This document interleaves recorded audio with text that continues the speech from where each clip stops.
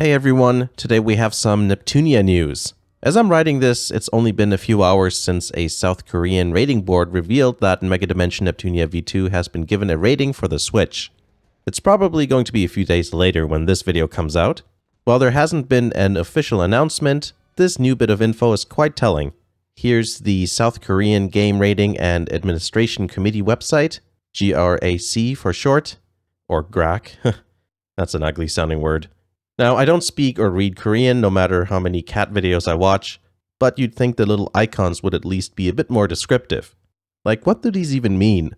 Touching gender bits, caution clickbait arrows, lightning bolts, knock off Google Hangouts logo, syringe, handcuffs, and a money bag? Alright, I think we need to translate this.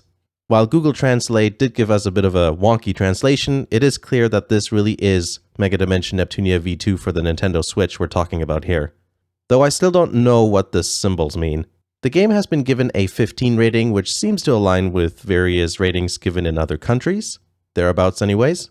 So, Nep V2 on the Switch will be a thing, but that's not a lot of information to go on. There's a lot of questions I have. For example, we don't know when or where it'll be released. It would make sense for V2 to come out not just in Korea, but at the very least other Asian countries as well.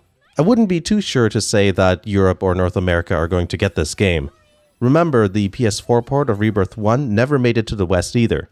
But a Switch release really seems like a move to get a bunch of new people into the series, so we can only hope.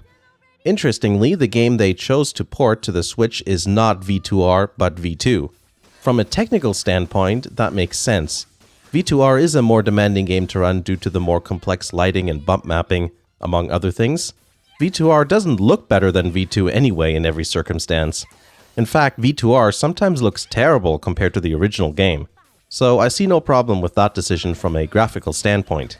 From a gameplay standpoint, I think most people will agree that V2 has more fun combat mechanics compared to what they were improved to in V2R.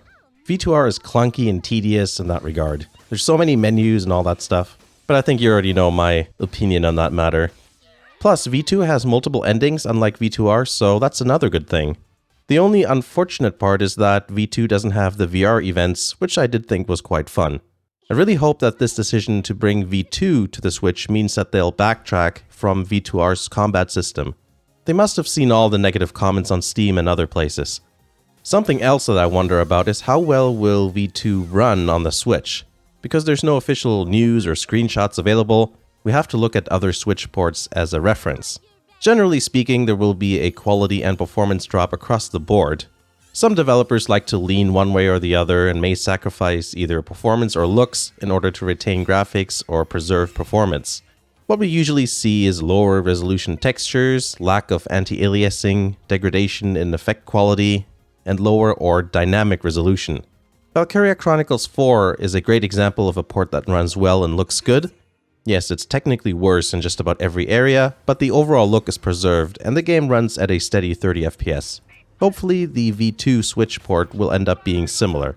But then there's also other games like, for example, Atelier Lulua, which actually preserved the 1080p resolution, and also Disgaea 1 Plus, and also Disgaea 4 actually, are games that also retain 1080p. And I have to say the performance drop isn't too severe either. But that's all just speculation, we'll just have to see. So those are my thoughts on the matter. Let's see what will happen. I hope this means that the earlier games can get Switch ports as well. That way it'll allow people who don't have a PC or Vita to experience the Neptunia series as well. Let me know what you think in the comments. Remember to check the description for links to things like Twitter, Instagram, Patreon, and all that stuff. Thanks for watching, and I'll see you again in the next video.